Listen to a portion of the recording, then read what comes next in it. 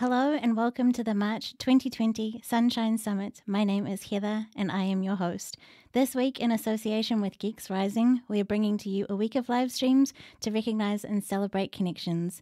The connections that we make on our journeys have a huge impact on our journeys. And this event brings people together from all around the world to help recognize and celebrate existing connections, but also an opportunity to create new ones. We'd love for you to join us. We are live at sunshinesummits.live or on twitch.tv/sunpowerpod. If you can't make it live, they are available as replays and we'd love for you to check them out. Thank you so much to everyone who was in the live chat so far. It's great to see you there. Today, for day 2 of the summit, it is an honor to have 2 guests back for the Sunshine Summit. And they are part of this whole thing. It is other members of Geeks Rising. We have Bandrew Scott and Ben Brown from Tourette's Podcast. Welcome to the summit. Thank you very much for having us, Heather. Appreciate it so much. Thanks, Heather. You're welcome. Nice balloon. Thanks, Luke. Jazzy background. Thank you for being here. Ben, it was awesome to celebrate with you, I think last year for the Sunshine Summit in August. And Bandrew, you've featured a few times now. Thank you. Yes, it's always fun hanging out with you and chatting about connections and just goofing off and having a good time. We've done 5 Sunshine Summits so far, and we've had over 40 guests, which is incredible. And I really appreciate that in this last year, I've been a part of Geeks Rising, and so you guys have been on board and supportive and everything, so thank you for that. It's my honor that you're a part of it. I feel like the luckiest guy in the world to have both of you a part of this. You're both amazing. Oh man, likewise. That's so nice. Heart 2. I think that's something people do on the internet. Heart 2. Tim said, hi Ben, hi Bandy, hi Heather. Geeks Rising, now all sitting from Liberty. I feel so weird. Everybody has this beautiful background, and I got this moving blanket behind me. That's the best I could come up with. The sound is the most important thing, and that helps with it. So, and you the sound next summit will look better. It's okay. Yeah. So just briefly as a recap, in the Starting Soon segment, there were the logos of the podcasts that are part of Geeks Rising, and I was wondering, Bandrew, if you could just do a quick run through of who is a part of the network.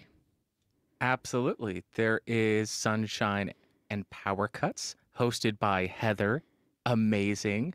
We got Tourette's Podcast, hosted by Ben, which is amazing, and it educates people. And the thing that I love about it is it destigmatizes Tourette's, and I just absolutely love that. So you're doing a great job.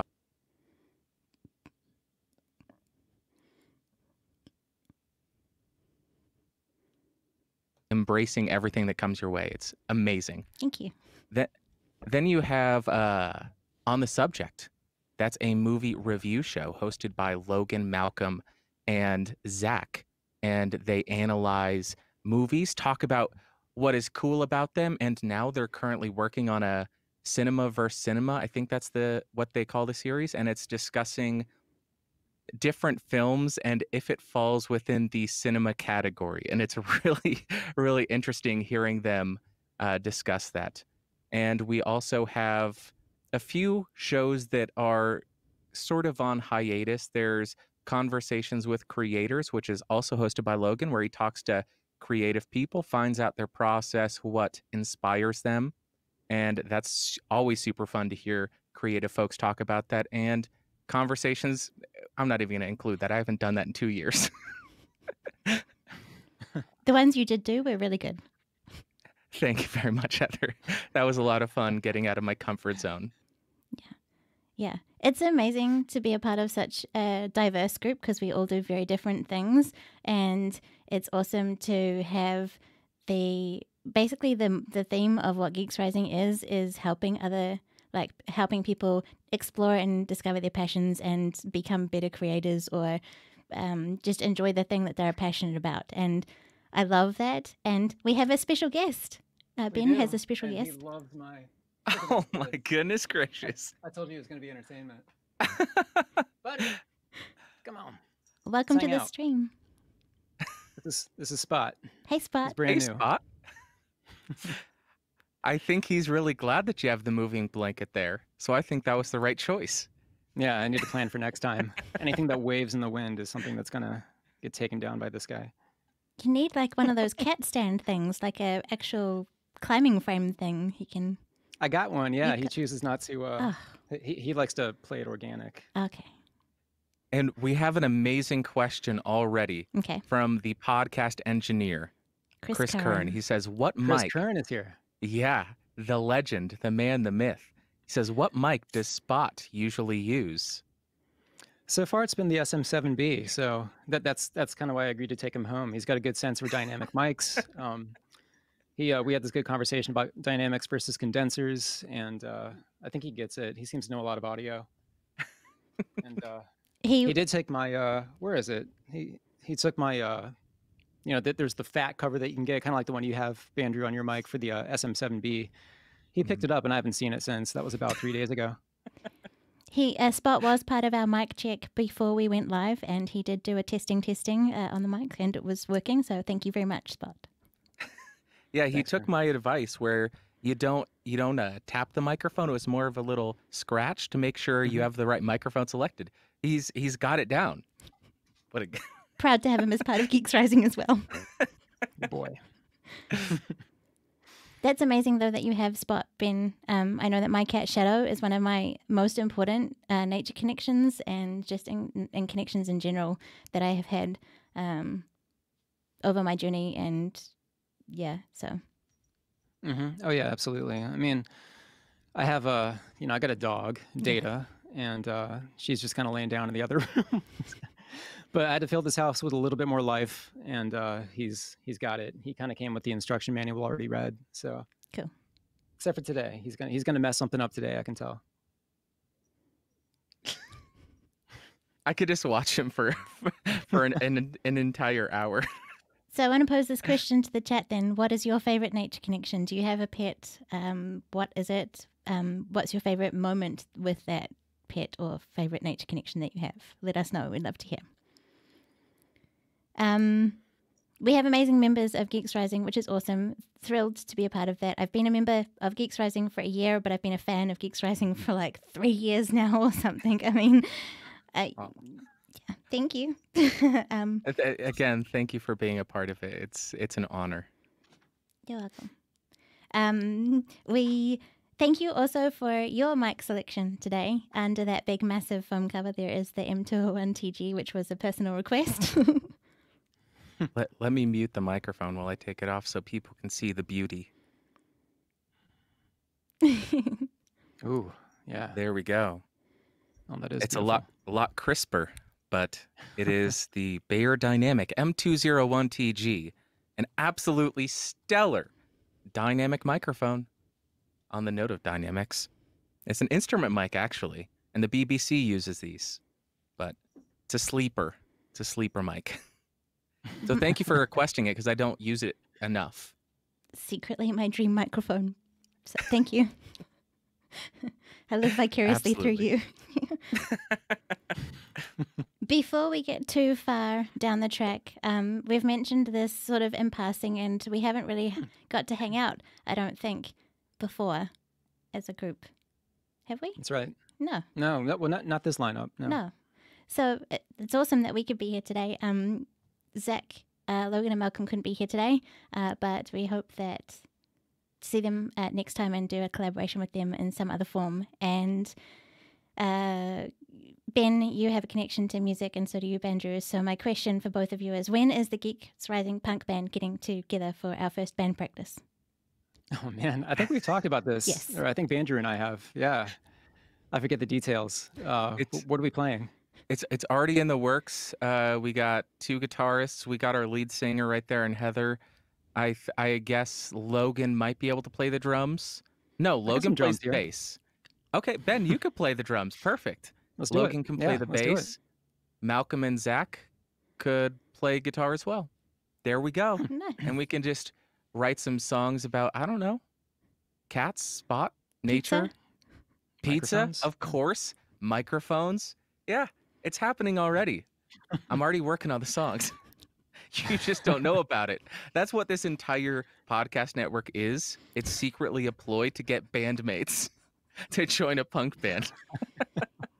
Yes. Oh man, so that's why you wanted Tread's podcast, because the drummer is the hardest to find. Yeah. I suppose I'll do it. Oh, thank you. Appreciate you taking the one for the team. Whatever I can do. Yeah. We had some amazing questions. The others, Zach, Malcolm, and Logan, actually joined us last year for a live stream, and we had some questions come from the chat. So there's probably some great things in the chat from just now, but I wanted to cover one that American Liberty brought up back then. And he asked, does it really matter that a creator has a regular day of content release? Why lock yourself into a specific day or time? Do you want to answer that one, Andrew? Yeah, absolutely. So I think this really depends on the content and the platform you're using. With podcasting, I don't think it matters because it automatically downloads, and the number of downloads doesn't affect how much it gets promoted by the podcatcher because there is no discoverability on podcasting. We're not going to get into if that's a problem or not. But if you're doing YouTube, I think it absolutely matters to release at a specific time on the same day at the same time. The reason for that is because currently there's something called view velocity on YouTube, which is really important in them deciding what videos they promote and how much they push it. And what that means is within the first hour, how many views does it get compared to prior videos? So if you were to release a video at random times, some people would see the notification, others wouldn't. They wouldn't know to be looking for it. And that might lead to a lower than average viewing of the video. So by having the same day, same time release schedule, that means that the largest number of people that you can will know when to go to your channel and when to watch it and when to look for a notification, which will hopefully lead to a higher than average view velocity, which tells YouTube, hey, this is really great. Let's push it to more people. And that's one of the great things about YouTube, that it does have that algorithm and that discoverability. So I think it depends on the actual platform or medium that you're doing. With podcasting, not so much, but with YouTube, absolutely, it does matter. Okay. Great question. Thank you. While we were answering that question, we had some nature connections thrown in the chat. Just to backtrack, we had Dog Hype from Luku's Live, and he also said, is falling over on your wet grass or on wet grass a nature connection? It's definitely connecting with nature. I actually went out late one night and put my feet on the grass, bare feet on the grass, and then got hives. So I don't know if that's such a good idea. no. It got really itchy and awful. Hi to Regiskill in the chat. Chris Curran said, my wife and I love to hike here in the mountains of Colorado. We actually climbed 214 is in the past few years and almost got struck by lightning on the peak of one of them. That's risky. God, man. Glad you're safe. I don't know what we would do without the podcast engineering school. Yeah, or the Chris Curran laugh. Yes, the Chris Curran laugh or Barry. That's true too. Yeah. Would miss Barry. Absolutely. Yeah. Oh yeah. Oh yeah. I've got a question for you, Ben. I'm going to pose it to you. Liberty Dude asked, in your connection with Geeks Rising, how has it held you back or given you a force to have it better? A force to improve? Yeah. Is that? So yeah, with Geeks Rising, it's been amazing because it's opened up Tourette's podcast to more of a general listening audience. And I really, really have to thank Bandrew for that. Just connecting me with more people who came in, I guess, via interest in Geeks Rising, or it's just kind of helped to boost it out. Where before, there were some people who didn't have Tourette syndrome who were listening to the podcast, but for the most part, it was kind of within the community. And I didn't want it to just kind of stay that way. I wanted there to be an appreciation from the outside. I wanted there to be curiosities and questions kind of brought in from the outside. And that's worked and it's helped. And it's helped me to kind of frame, I think, how I go about episodes too, to kind of make it so I'm not kind of talking internally. I could do a better job at this, but I'm trying to cut out some of the jargon that I use a little bit. and just kind of generalize it a little bit more, make it a little bit more friendly, easy to understand, because that's kind of the ultimate goal, I guess, of the podcast is to, Andrew was talking about the destigmatization. I can't say that either. Where, uh, uh, where it's more of a reference point. People understand it, people get it, and it becomes less of a joke. You know, when people understand the specifics of anybody could get it. You know, it's not some thing that kind of floats around, but it could occur within your family. Sometimes it shows up, in your children, and just to have more of a general walking around knowledge of what Tourette syndrome is, and what it looks like and what it actually is versus the pop culture reference that we hear. Um, just kind of getting it out there to a general audience and keeping that on my mind has been a very, very nice thing, because it's helped me to kind of, I think, um, put it in more plain English, so to speak, and it gets out to more people that way. That's amazing. I've loved learning more, and I didn't know much about Tourette's beforehand, to be honest, because I haven't experienced anyone who has Tourette's, and it just helps, like, me be more open-minded and more considerate of other people, and just more knowledgeable about what people experience. And I love the way that you make it such an amazing experience for people to share their stories from their point of view and their words, and a safe space for people to do that. As well as that you've connected with the Tourette's Association. That partnership happened. That's incredible. Yeah, that's amazing. Their support, the Tourette Association of America became the sponsor of the podcast, and that's been awesome, because they've been an amazing resource. The people are really cool, and they've helped me to kind of get to know my own material better, because the whole thing is, I have Tourette syndrome, but I'm not an expert on it. I'm an expert on myself and my own experiences. And typically, if I talk to somebody else on the podcast, they're kind of from the same boat. Like, none of us, like, we all have it, but we're not experts on it. We just know what we've experienced in our lives, and that's been the thing to talk about. So having the Tourette Association come on has kind of helped to fill in some of those gaps, I guess, and in my own knowledge. And with season 5 coming up, we're going to take more of a focus on the science and research side of things. Cool.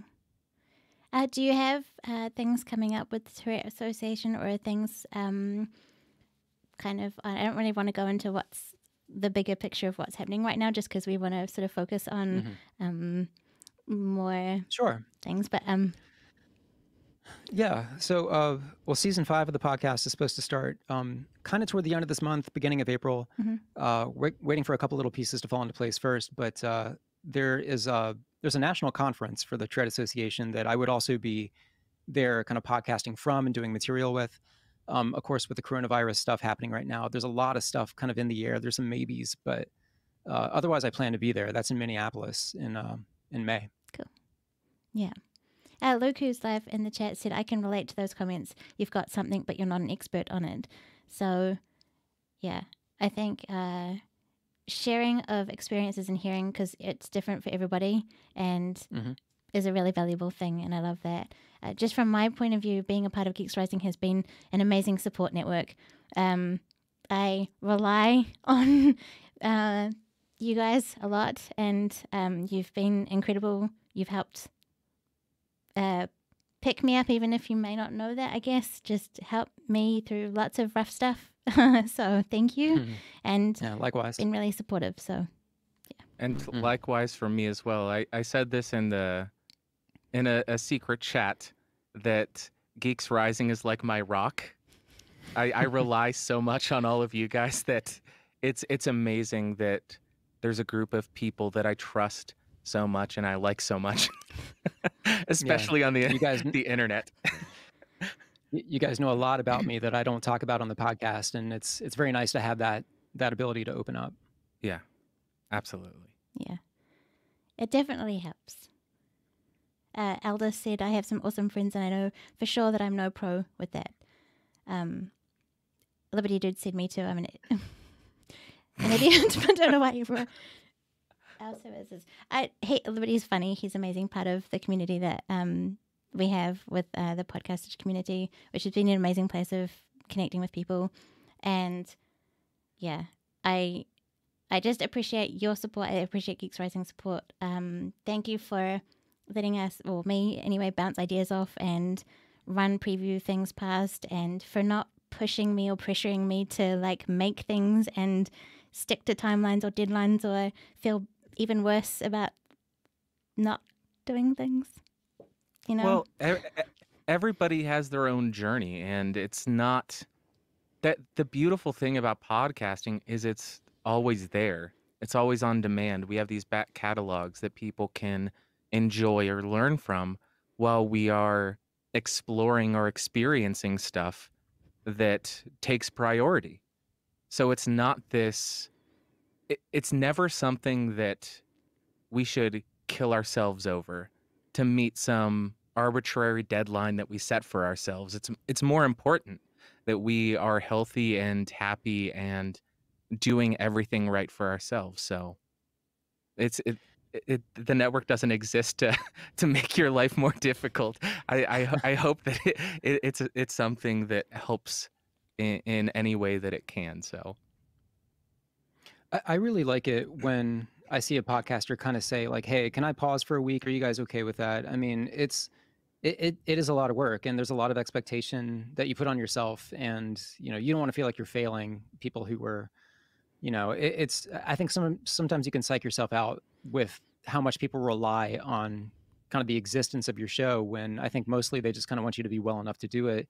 And the last season, I had to take a couple beats off. To just kind of recuperate, because I was drowning myself with work, and I have a day job, and I do freelance stuff, and then I do, it's just that there's personal life things, and it's nice to be in that context of understanding where you can take a moment to kind of just reconstitute your brain for a week, just kind of lay back, take an extra nap if possible, that sort of thing. And Andrew's only yelled at me a couple times, so I told you to keep that a secret. sorry, man. We'll just cut this out. This isn't live though, so. No, I think that's something that all of us need to be reminded of sometimes, that I think we do put too much pressure on ourselves, and we expect our audiences to be hostile if we say, hey, I need a break.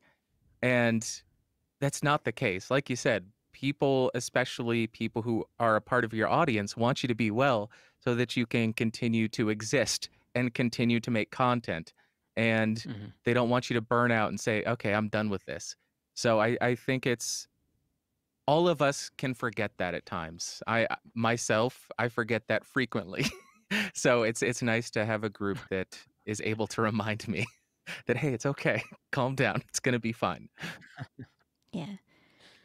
There is a question that I have from our previous live stream which relates to that, but just before we get there, there is a question in the chat from Ramrod. What's one thing about Tourette's, Ben, that most people don't know that you would want them to know? So yeah, there's a bunch of things. I would say chiefly that the pop culture representation. This might be a little bit too obvious, but it's really not what you get when you look into Tourette syndrome. A lot of people associate coprolalia with it, which does exist in maybe 10 to 15% of people who have Tourette syndrome. That's the swearing aspect of it. But for the most part, there are a lot of tics that are completely invisible. A lot of my tics you're not seeing them right now. They're muscle tensing, they're breathing tics. There are things I do with my eyes. I have these ear popping tics, these weird inner ear tics that I do like 1,000 times a day. And it definitely doesn't take just one form. And also, tics are usually not, even though they're the defining factor of Tourette syndrome, the more severe things for a lot of people are the depression, anxiety, OCD, sleep issues. There are all kinds of things that come with it that a lot of people don't discuss or know enough. And I think sometimes when people medicate themselves to handle their tics, sometimes it's to make I guess, the social coping a little bit easier, to be able to, if I can kind of rein back my tics a little bit, then the pressure, the anxiety I feel from people picking up on my tics will not be as much of an issue for me in terms of anxiety, depression, things I don't really want to get into with, that sort of thing. So it's bigger than just ticking, even though ticking is the defining factor. And it can also follow you throughout your life. It's sometimes branded as a childhood disorder. It sets on in childhood, most typically. But I think there is kind of a thought, and doctors will say this too to parents, he'll probably grow out of it, that sort of thing. It's not always the case. And I think the importance of self-acceptance with Tourette syndrome is to kind of prepare yourself for maybe it won't go away. Maybe this is something you need to kind of get a handle on in your life. And self-accepting is the biggest thing. I was embarrassed about it forever and never talked about it publicly until just a few years ago, 3 years ago, roughly. So kind of the self-accepting piece, I think, is the biggest part of it. And it helps if society kind of chills out a little bit on sort of their perceptions of TS and what it is and what they do about it. Yeah. And I think the Tourette's podcast helps do that. I think in raising more awareness about it. I think in May is Tourette's Awareness Month. Is that correct? That's right. Mm-hmm. Yeah. So that's correct. More of those things helping get more awareness out so people are knowledge that know things and like this and answering questions like Liberties to help people know the things they didn't know before so they can share that around and just be more open-minded, I guess, in that. There's before I answer Liberty's one, I want to go to Steph's question, which was creativity comes in seasons. She heard that recently and loved it. Being creative all the time is nearly impossible. Consistency is helpful, but maybe impossible. What are your thoughts on that? I think that constant good creativity might be impossible, but I don't think constantly being creative is impossible. And I think that's when you see creative professionals, a lot of them, when you talk to them about their schedules, they will say they set aside a certain time frame every single day to work on creative projects. And I can guarantee you that the majority of them, they'll have 1 or 2 or maybe even months where they produce nothing that they're happy with. And that's fine. It's all about, in my opinion, training yourself to get into a creative mindset at the same time. And that affords you the ability to create bad stuff and then progress and hopefully improve your ability to make creative stuff. So I think it's maybe impossible to create constantly perfect or super high quality stuff, but as far as constantly creating, I absolutely think that's possible. And I think that's what you see with a lot of professional creatives. They force themselves to be creative on a daily basis. Yeah. That's my take. Mm-hmm. Yeah, I would definitely agree with that. I would also say that sometimes you can be creative in different ways that you haven't tried before. And it's kind of like the thing where you kind of like remap your brain a little bit, where you take a different route to work and you kind of see things a little bit differently. Sometimes you pick up something that's new that might be somewhat related or maybe even unrelated to the kind of creativity you're typically doing. So I do photography as a big part of my living, and getting into something like film photography was a lot of fun, or getting back into film photography was fun because it changes the process. And I'm doing the same thing, but I'm doing it in a totally different way, different mindset, different thought process, different approach, different speed. And it's gotten me, kind of thinking about other things I could do that do have a creative aspect to it, but something that I've always seen myself as just lousy at before, non-starter, cooking, something like that. Typically my cooking skills usually end at unscrewing the lid off something and dumping it out onto a plate and microwaving it. So that my best friend, shout out to Gordy if he's watching. He's an amazing cook, and he's kind of shown me how simple it can be and how creative you can be with simple things. And I like that idea of kind of keeping it simple, but what you get out of it is something really rewarding. And it doesn't have to be an all-day thing. It can be something really simple and quick that you do. But just little exercises like that, I think, kind of fill some of those gaps when you're not feeling creative with your normal routine. And I go through that a lot, where I don't want to burn myself out. I don't want to force myself to be creative with the same thing again and again. But I do want to do something that's creative to kind of keep that rhythm going versus just kind of laying around all the time. Of course, that's okay to do as well sometimes. Yeah. For me, I was hoping you would bring up photography because I got out a book from National Geographic on their photography, and it was really interesting. There's a lot in it. But the thing that stuck out to me the most was this one part where it said, take photos, take lots of photos and don't delete them. Like even the bad ones, just hang on to them and just take them. And then you figure out what you like the look of, and you can go back and see that, no, you didn't like what you captured there or what have you. And like, I'm not a professional photographer, and I just do it for fun and just to interact with a moment. That's something that is one of my nature connection things that helps me slow down and take notice of something. But I've had comments on how good my photos look because I take a lot of terrible photos. And and then you pick out how to put things in the center of a picture and make it look nice, and how to frame things, and you just do that from lots of experience. And actually, at the end of last year, I was in a really deep, dark, awful, terrible place. Things were really stressful and awful, and I was doing a lot of things, being busy in things that weren't really fulfilling or lifting me up. And Zach, who is part of Geeks Rising, interviewed Felicia Day because she published a book. And it's an incredible book all about creativity. And it was this amazing book. It was amazing to hear from her. Zach got to interview her. And I ordered her book and read through it. And it's more like a workbook, really, not just a, front to cover to cover reading book.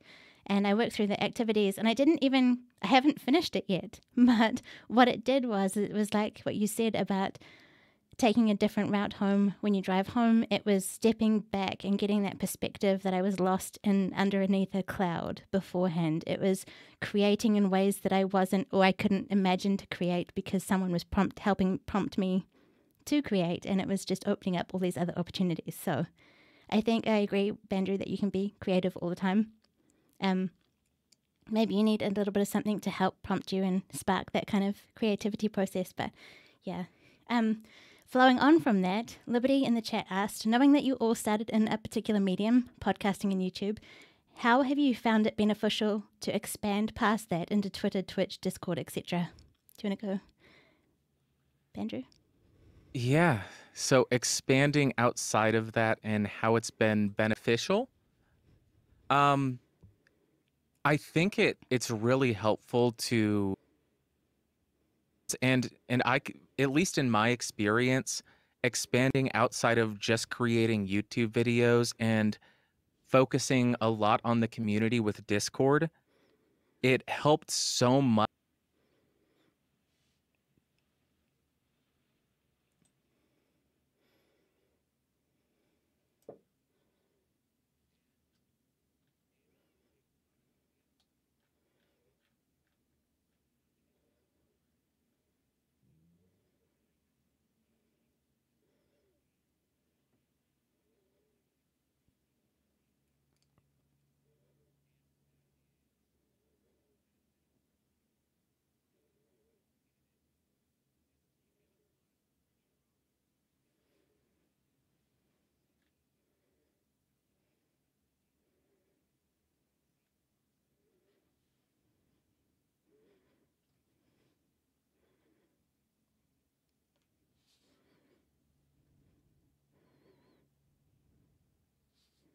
That has helped me mentally more than I could say. So that's how it's been extremely beneficial for me. Yeah. Sort of in line with that, for you, Ben, the real Blob Fists asks, question for Ben, do you see the podcast expanding outwards, doing more externally in the near future? Any work with TS Canada or America? TS Pod has 100% opened me up to different online communities for TS and have the courage to go to local support groups, etc. Super excited to hear you chat live. Welcome to the chat. Awesome. So good that you're here. Yeah. Thanks so much. Yeah, I'm open to doing anything. I get a lot of support from Trek Canada. They've been a great resource. They've helped me out with guests before. Ramona with Trek Canada has been fantastic. Just a very warm support. And I like hearing from the different Trek groups around the world too, because they keep my perspective open in terms of not just being totally, America exclusive, trying to reach into other cultures that have different maybe backgrounds with neurological or neurodevelopmental disorders. It's a very underdiagnosed thing, and we kind of say it's a rare disorder. It's kind of not. I mean, there's a lot of people who live in different parts of the world that maybe don't have the same access to care, the same access to a diagnosis, the same cultural support, and I want to talk to more of these people and work with more of these Tourette groups around the world to kind of tap into that and maybe bridge some of these gaps and maybe even create a new awareness within the community about where support doesn't exist, so we can kind of fill that gap and pave that road and build a bridge or whatever. And anybody who has any ideas for that, I'm wide open to it. I would love to do that. But yeah, Tourette Canada, Tourette Australia, Tourette's Action in the UK. I mean, there are so many great groups, and they've all been a wonderful support to the podcast. So I'm totally open to doing more with more people. Cool. Thank you so much for the question. It's great to have you in the chat too, by the way. Awesome to see you. Thank you. Liberty Dude commented on the creativity side of things. I'm enthusiastically working on creating our bad stuff, so someday we might make not so bad stuff. I think that's part of the journey of creating. Yeah, you're always going to be improving. So you may look back and think, wow, what I created a year ago wasn't very good, but look at where I'm at now. I know I do that, and I'm sure every creative goes through something like that. It's amazing how that happens, where you can look at something. I'll do it with my photographs, where there's something I might have been totally stoked on and proud of, and I'm like, yeah, like this is real. Like I'm a photographer now, and you go back and look at it 2 years later, and you're like, this is so wrong. Like I would never take a photo like this ever again. And it's kind of, you're half embarrassed, but because you put it out there and you're like, yeah, this is my photography, this is great. But it's really nice to see how far you've come from something you were already kind of proud of. And Yeah, exactly. I think it's easy to fall into the trap of thinking, oh, I'm not going to create something because I'm scared it will be bad. But every creative person goes through that. And if you're able to look back and say, wow, that's really bad, that tells me that you've improved, you've progressed, and that's a good thing. You should eventually be able to look back and think, that wasn't very good, but now I think it's much better. That's a positive thing. So absolutely. Just got a quick question for the chat. Sorry to interrupt. I'm not sure what we lost. There was audio that got lost, so I don't know what they lost. Keep it going. Good stuff. Okay. Yeah, really. I think it was the Discord question. So to summarize that, it was expanding outside of YouTube to Discord helped me feel much less isolated, because I had a group of people who had a very similar interest to me, as opposed to just waiting for comments to hear back. It was just a group of people that I could hang out with and feel comfortable with. And that helped me a lot with feelings of isolation. Okay. Thank you. Discord's wonderful. It's an amazing place. Absolutely. Yeah. I've loved it. The podcastage server is going to be 3 years old in September of 2020, which is incredible. That's wild. Yeah. Luke has a question for Ben. Not sure if we've covered this, but how do you go about starting conversations or exploring or explaining to people about your TS? So for my adult life, I avoided it and decided to, because I saw it as something that was maybe going to be viewed as a liability, or I would just be quickly disenfranchised or misunderstood, that kind of thing. So I decided it was just a better policy for me socially, professionally, all that stuff, to just bottle it up and not talk about it, and I would deal with it on my own terms. And I think I was kind of, even though it's definitely part of my identity, I think I was kind of fooling myself into thinking, it's the same thing as any other health issue that somebody else doesn't want to talk about. It's nobody else's business and that sort of thing. But because it is a part of my identity, because I have to put effort into hiding it, I Giddy. So when I finally opened up about it, and it was kind of, like I am where I'm at in life, and what's the worst that could happen if I do start talking about it? I still didn't know how to do it. And that's kind of why Tourette's podcast started, to kind of help me develop a frame of reference and understand my place in the world, and also kind of learn about it. Just because, again, if you bottle it up, you're not necessarily feverishly doing research on what it is so you can become an expert. I was just kind of living my life. And since I opened up about it, the big fear was that, again, people would ask the wrong questions, or I would just feel a sense of shame, or they wouldn't ask me questions and they would just kind of dismiss me in a way. That never happened. And I just decided to kind of lean into it and brave it. And uh, I'm not, like just bringing it up to people as a thing. But if there is something, if there is maybe a practical reason to tell somebody, or if I'm in a situation where my tics might interfere, but I still want to participate, that sort of thing, I'll say it. Or if there's another connection that I could use Tourette with, someone has something else going on in their life, and it's something vulnerable about myself that I can open up with, and it's like, okay, well, look, I have Tourette syndrome, and here's what it does to me in my life, and here's how it relates to your situation.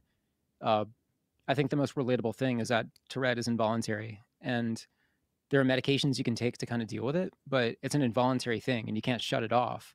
And so that ends up being a relatable connection to a lot of people, is, like, try not to blink, hold your eyes open and try not to blink. It's sort of like that there are ways that we can kind of connect with it, but because it's such a curiosity and because there's such a knowledge gap with it, I think socially, it's also kind of made it easier for me to open up and kind of not control the narrative or control the dialogue, but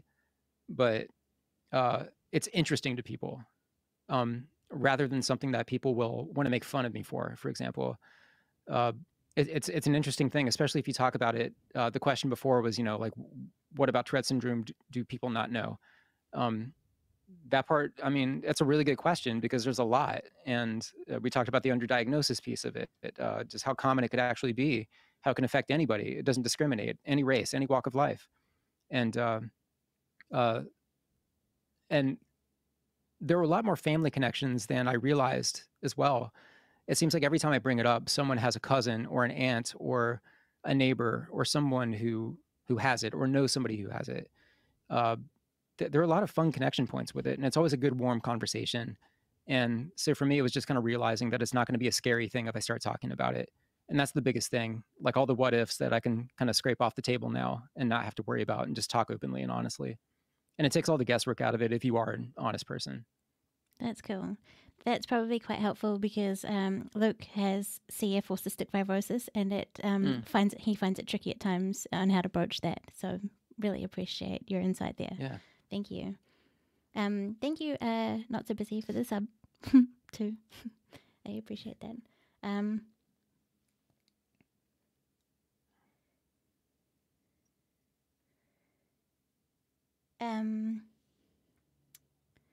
Ben, do you have a platform where you post and share your pictures? Would that be mainly on Instagram?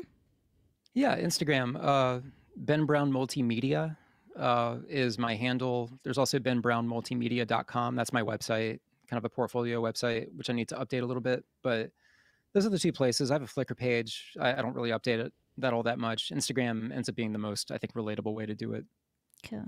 I'll put those in the links of the replay of this video afterwards. I don't have them for today for the social stuff. I just have our podcast stuff, but I will definitely link them afterwards. Cool. Thank you. You're welcome. Yeah, thanks for asking. Yeah.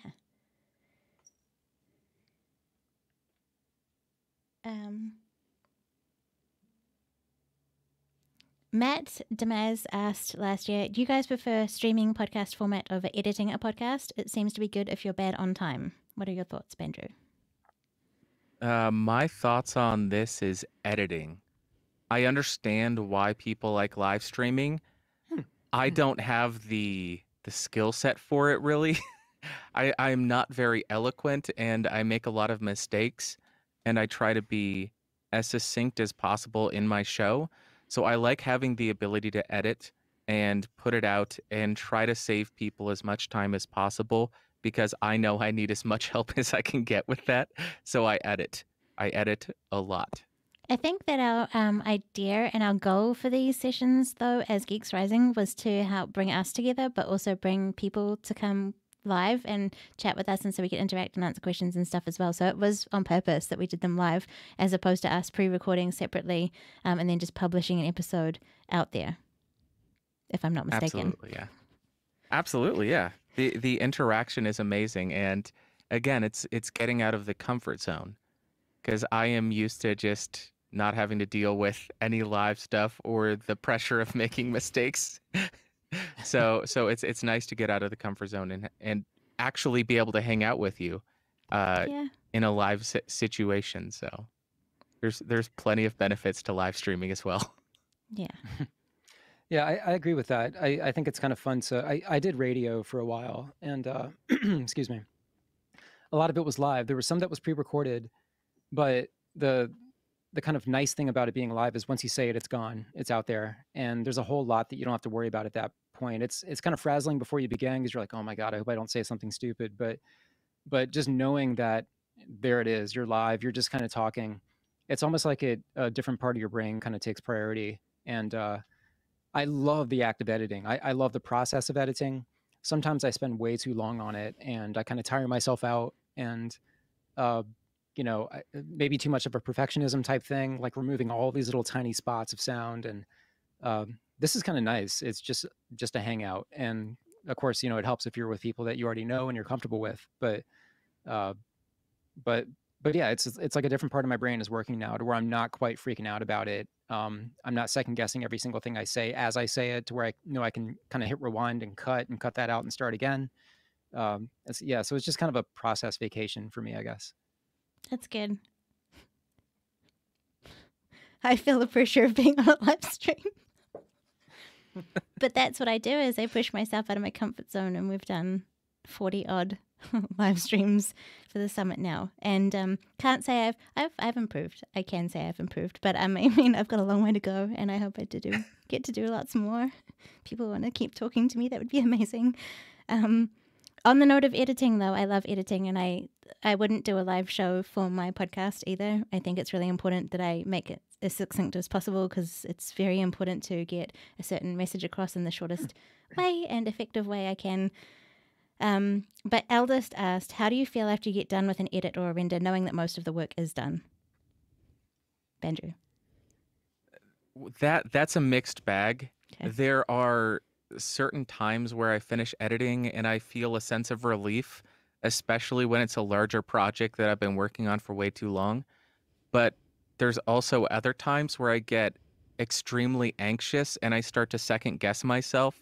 And I am sure people in Discord can tell when that's happening, because I start to send the video to all of them saying, am I doing this right? Did I do anything wrong? Am I being too mean? Is my opinion completely wrong? And so it's a mixed bag, but typically it's okay, cool. Now I can work on SEO. It has a sense of relief behind it. So that's me personally. What about you, Ben? I totally agree. Sometimes because the perfectionism part sticks to me a little bit too much, I drag it out way longer than I should, and I'm just at the end of it, I'm just ready to fall down dead. But yeah, I mean, it is something to be proud of, at the end of it. And some the punishment though is when you go back and listen to it after you've actually put it out and you find a mistake, and you're like, oh my god, that's the worst feeling. I used to be a journalist, and it's like reading your own article and then finding a mistake in it, and it's like the worst stomach ache, because you put so much time into it, and you sort of leaned into, I'm going to make this good. I'm going to make this perfect. It's going to be flaw free. There's almost no catching it, and in a way, I've really had to kind of realize that for myself, of that perfectionism is it's this endless rabbit hole, and it almost gets you into trouble more, because you send your brain into these the early morning hours, and where you might make yourself more vulnerable to messing up. It's weird, because I get a thrill out of editing and really truly love the process, but sticking with it is where I can get myself into trouble too. I don't know if that makes sense. Yeah. So for anyone who's listened to Sunshine and PowerCuts, you know how short the episodes are. You'd be horrified to know how long it takes to edit them. Absolutely horrified. Ramrod asked, what pushed you, or what got you to do the podcast? What was the force that made you do that, Ben? So I always thought a podcast about Tourette syndrome had already existed, even when I had it on my mind, because podcasting was already in my skill set, media editing, all of that stuff, and it was on my mind for probably a couple of years. But again, there's a podcast about everything, like everything you can think of, any niche topic, And for all I knew, there were already like 5 or 6 podcasts out there about Tourette syndrome. And I just researched it randomly one day and couldn't find anything. And if something did exist, I don't want to disrespect it, but I couldn't find it. So there's stuff on YouTube, and there were really great YouTube channels, but exclusively a podcast that was the same format that I wanted to do, which was interviewing other people around the world with Tourette syndrome, so I could learn about it for myself and learn more about myself. That didn't exist. So I just had the means to do it, and I had a free Saturday one time and went on Twitter, looked for people who had Tourette in their bio, people who seemed like they would be willing to talk about it. And I just want to see how much raw material was out there. If I wanted to do this, like, how available would it be to me? And surprisingly, a lot of people said yes really quickly, and they had no reason to, because I'm a total stranger from the internet. I had no credibility at all.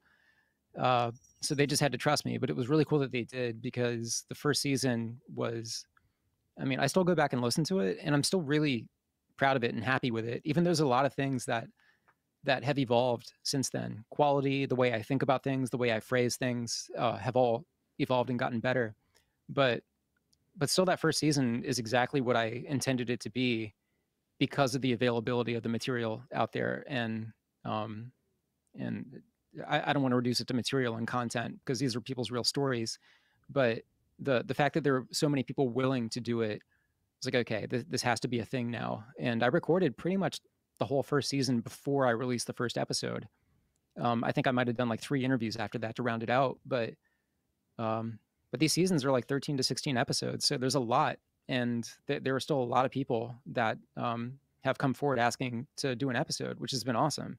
So there's plenty of fuel to keep it going, and there's still a lot for me to learn and a lot of territory to explore. So there's a lot ahead of it too. That's awesome. That is so cool. We had, just going back to your photography, Aldous wanted to know what your main camera and lens is, I think, was his question. Sure, yeah. So I use a few different ones. Leica is what I'm using mostly. It's a German camera company. I use a Leica QP for a lot of jobs. That has a 28 millimeter lens on it. When I do a lot of my other freelance work, I use Olympus cameras. My favorite focal length on the Olympus cameras is a 75 millimeter. It's great for portraits and really, like deep backgrounds and things like that. You can get really dramatic looking images. And I like Fuji cameras a lot too. I use one of those at my day job, a Fuji X-T2 with a 85 millimeter lens. Nice. Cool. Aldous is quite into cameras and lenses and things, and he's been testing some stuff out just recently. So nice. Yeah, I'd love to talk. Yeah, we're going to chat with him later this week too, so that's exciting. He's going to be part of the Sunshine Summit. Awesome. Yeah, I can't wait. Yeah. Liberty's got a question. I think it's for us. If you were given the opportunity to offer a compliment to each other that would indicate something you think the others have excelled at, what would it be? Okay, I got this. Heather, you have excelled at making connections. It's one of the most impressive things that I have ever seen. Your ability to stay connected with so many people and care about those connections is mind-boggling to me. I struggle to stay in touch with 5 people, and I don't know how you do it. And Ben, you're incredible with communication and education, and it's extremely impressive to me how well you're able to communicate some difficult ideas and make it easily understandable for people. So those are compliments that I would give to both of you. Thank you. That's awesome. And yeah, I would have to say the same thing about you, Heather. The fact that you feel dedicated to the topic of connection, and how, I guess, the warmth that you bring to it is really awesome. It's really inspiring to me. And also the focus on nature as kind of the common ground for all of us, and what we can get out of it that maybe we don't even realize yet. The way that you've connected by going off the grid, and I mean, it's just it makes me think about things in different ways of living, different ways you can sustain yourself. I mean, it's really nice to know that, like, my lifestyle is not the only thing that I can ride with, it gives me ideas for different ways of living, and it's neat. And the fact that you put connections in front of us that educate us about that, I absolutely love it. And again, just the warmth and support that you bring to it is so much fun. And that's been one of my favorite things about Geeks Rising, is just how kind of tight knit so many disparate things are by way of you. And Bandra, obviously, I mean, how prolific you are is so I was aware of your work way before I was on Geeks Rising, but I mean, just the podcastage videos alone, the consistency that you have with them, with being so prolific with them, but you're also still improving them, adding things to them, adding new dynamics. I mean, it just shows the dedication, and that's what I love about this network. Everybody just seems on their game, and I'm trying to keep up. You're doing an amazing job keeping up. I 100% agree with Andrew on that one. Yeah. Thank you. That's amazing. You both are amazing. You both are an inspiration to me. Benju, you have been for a very long time and been more recently, but I love that you both are committed to sharing valuable, helpful things and helping others. I think that is the most important thing that we all do in everything. And just, you're very supportive, and I really appreciate you, and mine is less articulate than yours, and I'm sorry, but I love you. Thank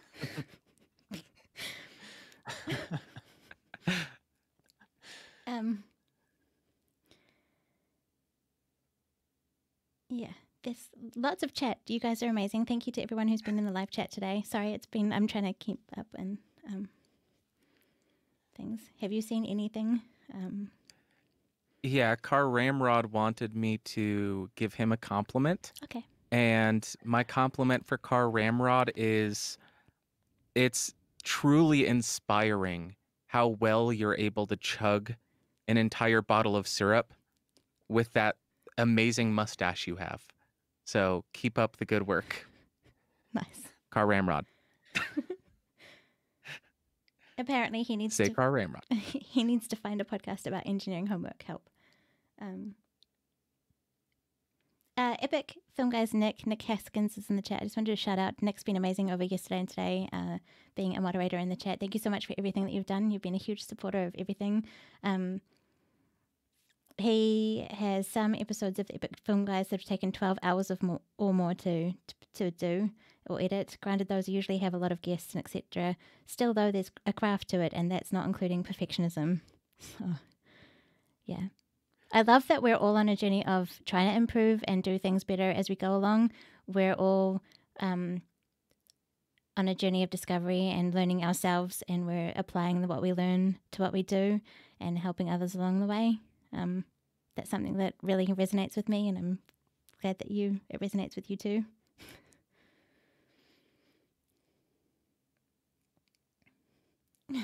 There was did you see the comment from Ramot? I think Ben's killing it with his responses. Bandrew's got to step it up to Ben's level. Yeah, that's just not going to happen. I'm never going to be on Ben's level. He's a master. No. I'm trying to keep up, I promise. You're doing an amazing job. Yeah.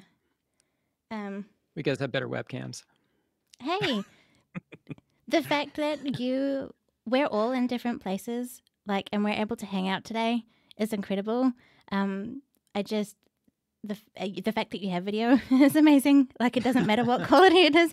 And we haven't dropped the stream out completely. So, I mean, we're here. We've got amazing people who are in the live chat. Thank you to everyone who is here. I appreciate you. Thank you to everyone who checks out the replays afterwards. For everyone who listens to the Bandrew Says podcast and checks out the reviews on Podcastage. To everyone who listens to the Tourette's podcast, supports it.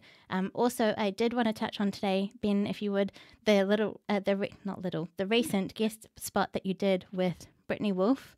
If you wouldn't mind sharing that connection, please. Oh, yeah, absolutely. So I mentioned earlier with the question about how did the podcast start, when I was looking for people online, Brittany Wolf was one of the first people I found. She was just, her level of pride in her own Tourette syndrome and her willingness to educate people about it and open up her life and take the risk of talking about it. That was a huge driver for me. And I had to reach out to her. She was one of the first people I talked to.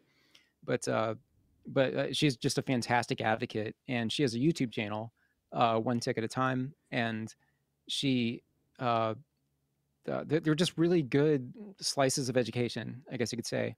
And she just recently, I guess, started again, kind of interviewing people, and she had me on just recently, and we talked about the season that's ahead, some things that have been going on in my life, uh, and then talking about the kind of growing up with TS and how we handled certain situations and things like that. It was a nice way to kind of recalibrate and get my brain ready for the next season of the podcast when it starts up pretty soon.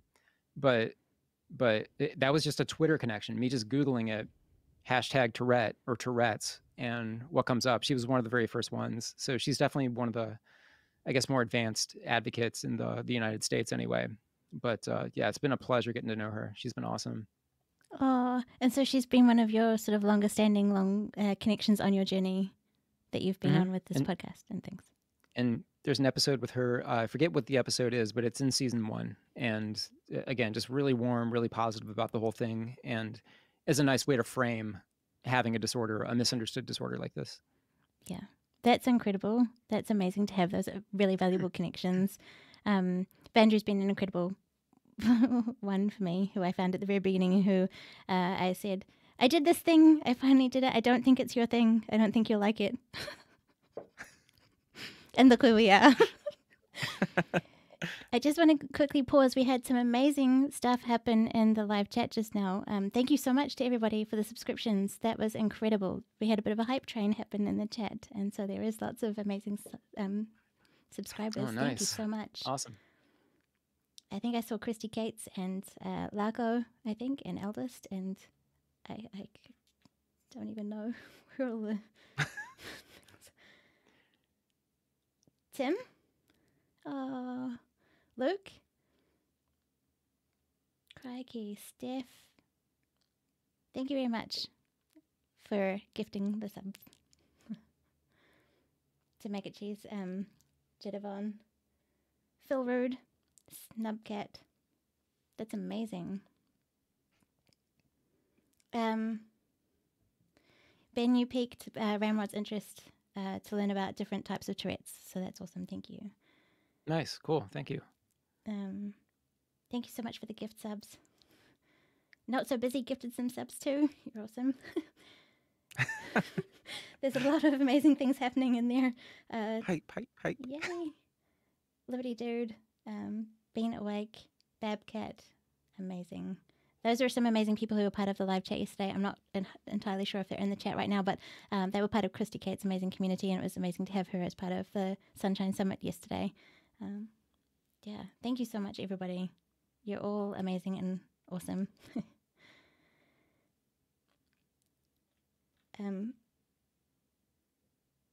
On the note of what's going to be exciting at the end is there's this feature that will feature all of these amazing things that have happened that I can't keep up with because there's so many good things that are happening right now. Sorry to get all overwhelmed. I really appreciate everyone. I don't know how you're for time, both of you. Fine. You're fine for time? If it's all right with everyone in the chat, we've got a few more things to cover if you want to hear them. Some great questions.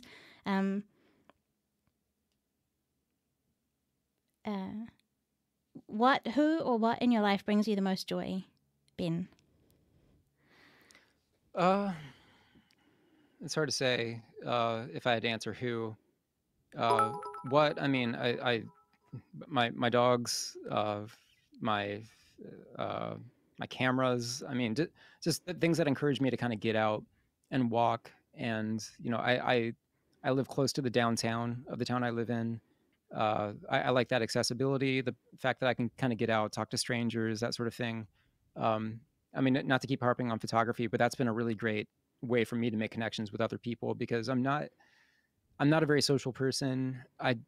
I'm not without social anxiety, and sometimes being out with the camera is a conversation point where people kind of ask, hey, what are you doing? Or sometimes you see somebody and they look unique or they just look striking to you, and you walk up to them and you give them the compliment and like, I would love to take your photograph. This is, like I do photography. I I'll give this to you, I'll show it to you, I can delete it if you want to, anything like that. But people are really supportive and warm with that, and people typically don't tell me no, which is nice. I don't like, you know, it's not a creepy thing. It's just you randomly talk to people when you're out, and it's a rewarding experience. And so yeah, just walking around with my dog, walking around with the camera, just doing something like that that encourages me to get out and do something a little bit different, things that might be a little bit uncomfortable to me, is nice, because that, again, it kind of reframes my day. And and again, I mean, just with the theme of this talk today being about connections, it feels like an appropriate answer, but um, I'm drawing a blank beyond there.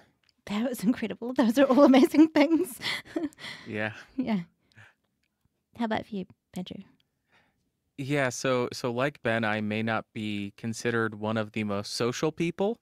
So, and I don't have any reason to leave my home except to go to work or go to the store. I don't have a dog to walk and I don't take photos. So I don't have those reasons to go outside. So I rely a lot on Discord, and Discord brings me so much joy. It's not the app itself, obviously. It's the connections and the hanging out with people, goofing off, talking about what we're interested in, sharing music that we all like, or talking about movies or playing Jackbox, or there's so much that is enjoyable about Discord that brings me so much joy. And if I want to sound like a psychopath, horror movies. Horror movies bring me a lot of joy. Swear I'm not a killer. Cool. That's awesome, though. And yeah, it's awesome to have communities, and like Christy was saying yesterday, a third place, like somewhere that you can go that is your third place that you feel comfortable and cozy and you enjoy. And I don't get out much either. So we've got another thing in common, I guess. I do like connecting with nature. I like taking photos and stuff, but I live rurally, so I'm kind of rurally, like location-wise, isolated, and it takes quite a lot of effort to go somewhere. So I do a lot of things around my home, and I work from home and all of that kind of stuff. So I look for and make time for small connections, like taking a photo of a ladybug on the concrete, or a flower that's really small in the grass, or the clouds and just watching them, or just standing out and looking at the stars at nighttime, or my cat Shadow, who I love, but also is one of my most annoying connections, because just last night, he was annoying. Like, he wanted to come in, go out, was in my face, but I love him. So, he's company for me, and he's a lot of other amazing things, and I've taken a lot of examples from him too, because he just can kind of nap and do things as cats do, and that's been really important and a reminder for me, because I get quite stressed and panicked and wound up about things, and it's just been a really good thing to help bring me back down to earth. Who has been the biggest impact on the person that you've become? It's a big question. Wow. I'm going to say my dad. He is he's a very science-minded person. He's a very sort of process and method type person, and I'm not really that way. But I guess what I did take from him was sort of positive and smart skepticism, learning how to ask Socratic questions, learning how to kind of protect yourself. You know, I don't want to say intellectually, but being a smart consumer, that sort of thing, which I'm still kind of working on. But the positive attitude that he brings to that kind of thing, he's always been a very warm, kind of geeky Star Trek type person, and which kind of makes, he's fun, and he's had some really, really difficult times. He's been going through chemotherapy, and he's been, like, stuff that's difficult, and he does it with a smile somehow, and he'll call me more than I call him, which, just to check in on things and see how things are. And I'm like, no, how are you? Like, I it's just, he's never been the kind of person to kind of, I don't know. I mean, he's a major connection for me in terms of, in a great frame of reference for me in terms of just being a kind person, being open, and trying to be smart about it at the same time. And he's a master at it, and I'm still working on it. But yeah, I mean, he's definitely the hero in my life. Awesome. Do you, For me, I think I have way too many.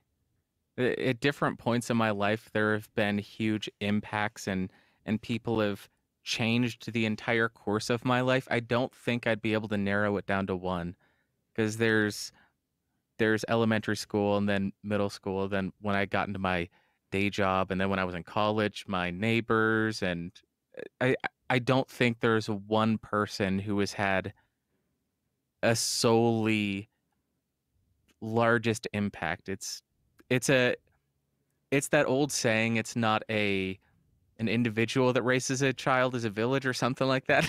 And I think multiple villages helped raise me. Otherwise, I don't know where I would have ended up. I needed a lot of help. but that's cool that it was throughout your journey too, and there are different people, and everyone has different things that they bring to it, and that's kind of my story too. Like I've met a lot of people along the way, just in the recent times, and I've learned a lot from them, specifically since content creating and stuff, like yourself and Ben, and people in the Discord server like Dopeness Monster, and just Liberty Dude, and other amazing people who have different perspectives on life that have helped sort of keep me open-minded, and I think about things and reframe things and question things more, whereas, you can get very one-track minded, but, not see the bigger picture or not have that frame of reference to draw on. But my mum was one of the biggest ones for me, because she pretty much raised 2 kids and had a job and did all these amazing things, and she was my, inspiration to be passionate and creative. She was, into crafts and sewing and all of that kind of stuff, and she just musical. She played cello, and she was busy a lot. So I guess I get my busyness and my drive to do stuff from her as well, and I wouldn't be here without her trying to do all the things that she did to give me the best opportunities that she could. So yeah, she's one of my biggest ones, which is awesome. That is super cool. Yeah. Is there a word or a saying from the past that you think should come back? Totally different track now. Yeah. Okay. Yeah. Yeah. Tight. That's so yeah. tight. So tight. My buddies were on tour, and they came through town, and they were saying it ironically. So I started saying it ironically as well, because I thought it was hilarious. And now it has become unironic, and I will just say things are tight now. So I think tight needs to come back, so people stop looking at me like I'm a crazy person. Yeah, I don't know. Are people saying fat again? PHAT? Is that happening in certain hip neighborhoods yet? Or I don't think so. Not yet. yeah, I don't know. I'll go with that. Okay. Okay, perfect. What about you, Heather? I already say stuff that no one says, so I feel like an antiquated dork most of the time. There was a recent reference until recently that I didn't even know what it was. I've lived a very sheltered life, if you will. So, yeah, but I'm not going to elaborate on that story. That's just a random thing. If you were in a voice chat one day, you might know what it is. But, yeah. Has anyone ever saved your life? Yes. Yeah. Absolutely. I would say so. I'm going to be. I can talk about this now because I'm going to be candid about it on the next season of the podcast. I checked myself into a psychiatric hospital a little while back to kind of realign with myself. Basically, anxiety and depression were just running away from me, and I'm not. I'm not going to. There's a lot of stigma with that. There's a lot of embarrassment with that. Again, you might be viewed as a liability or something like that. So the encouragement of my friends, my family to kind of right myself, and the fact that a lot of them really, really kind of shepherded me through that whole process, and afterward too. There's a lot of personal life things going on, and there were people who were absolutely there for me in ways where I'm not sure. I don't want to be over dramatic and say, like saving my life sounds like I'm hinting at something, but the outcome would be different without the people in my life who really, really stepped up, especially my best friend. His name is Gordy. He and his wife Jordan were amazing. I stayed with them for a little while. They helped me to kind of pull myself back together, and it was very therapeutic just having that community. Even when I was in psychiatric treatment, it was an inpatient facility, which I stayed there for a week, and then there was a 10-day outpatient series I did after that. And I would say the doctors were fantastic at the place I went to, but the biggest part of it was interacting with other inpatients there and other outpatients.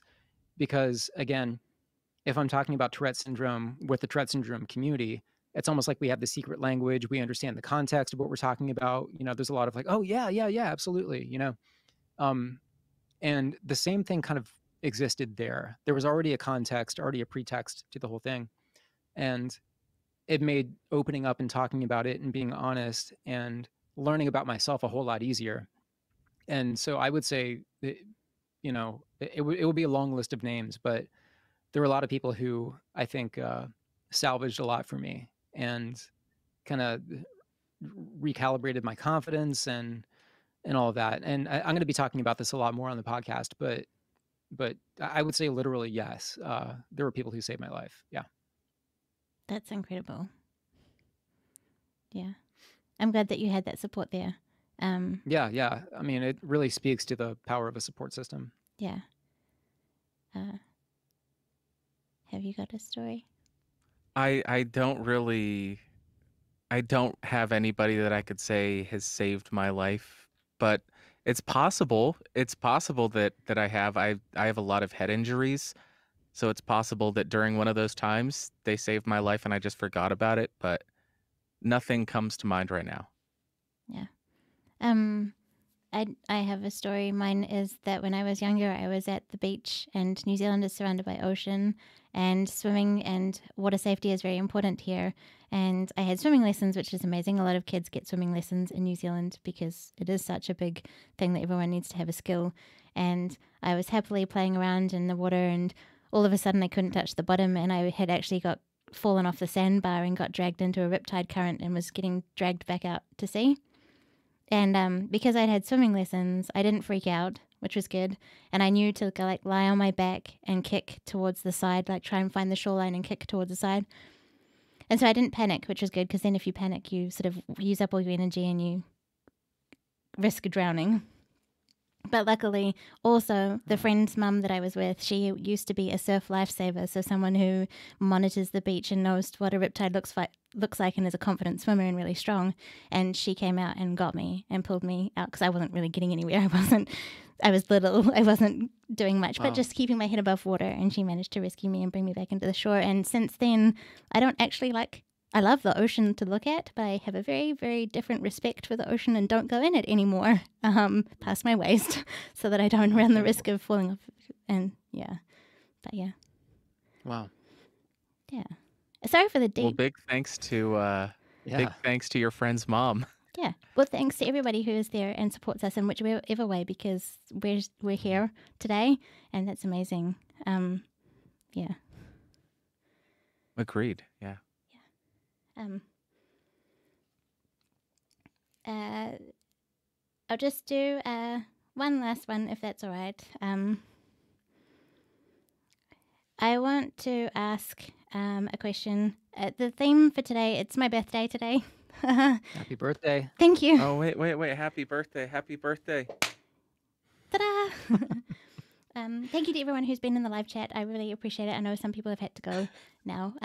But in the background, there is a green balloon. It's St. Patrick's Day here in New Zealand.